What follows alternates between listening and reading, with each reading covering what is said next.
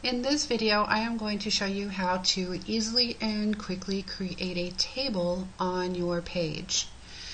We are using a test page. We've already signed in with our username and password, and now all I'm going to do is take my cursor right up here to where it says Insert Table.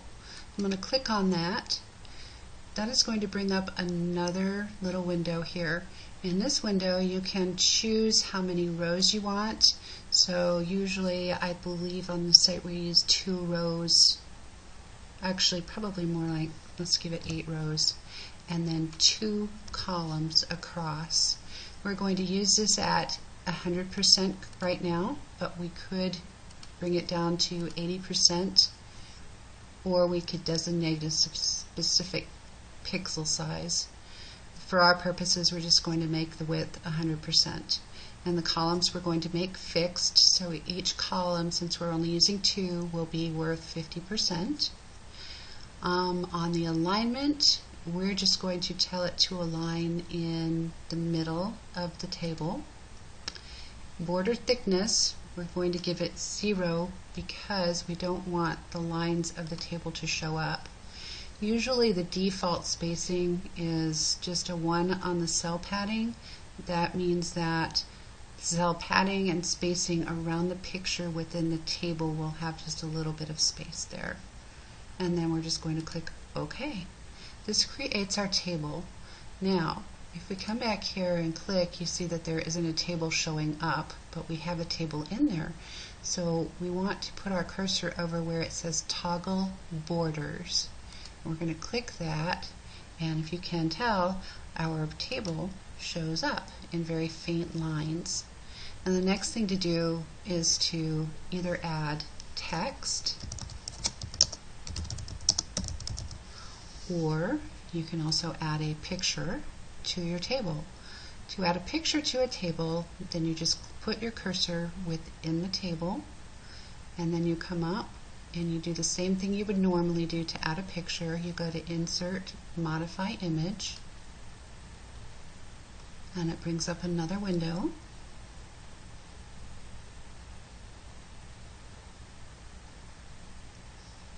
And for our purposes, there it is.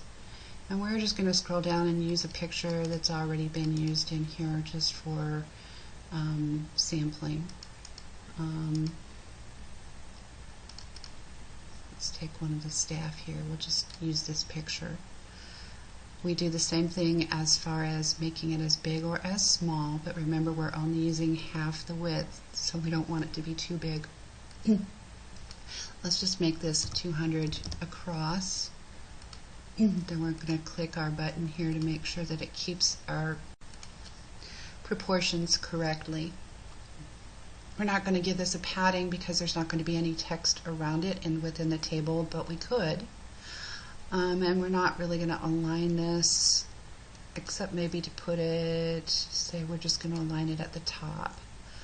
That's within the table space. So we've got all of that. We're going to click OK. Now the other thing that we would do to this would be we could click on that picture and select it and add a link to it if we want that picture to hyperlink out to something else. We can follow and cover that in another video if you need it. After you've done everything, we can add another picture here. Let's see, let's just go do that real quick.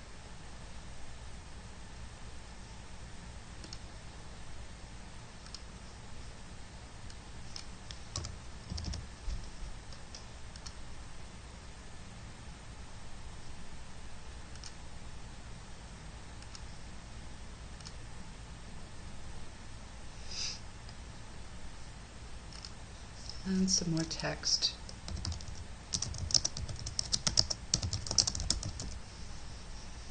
And after we've got everything finished the way that we want, we can save changes.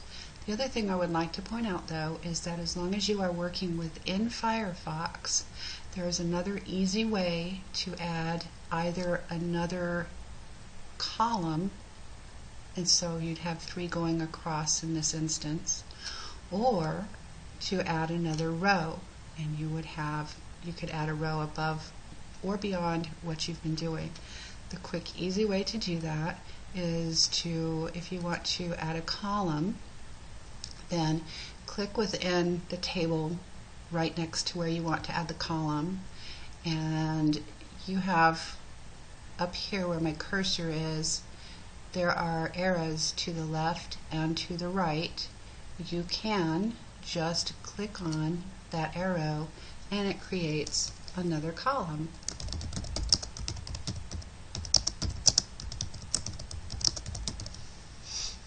Now the other thing that you can do is, if you do not want another column and you would like to get rid of it, the easy way is to go up to the top here and just click on the red X, and it just gets rid of that column and everything in it. And then the other thing that you can do is add rows, and the way that you do that is by selecting, we're going to come down here to the end of our table, we're going to, this is where the rows currently stop. And then we're going to put our mouse over the red arrow that goes down, and we're going to add another row. It's as simple as that once you have your initial and original table created. I hope this helps, and if not, let me know.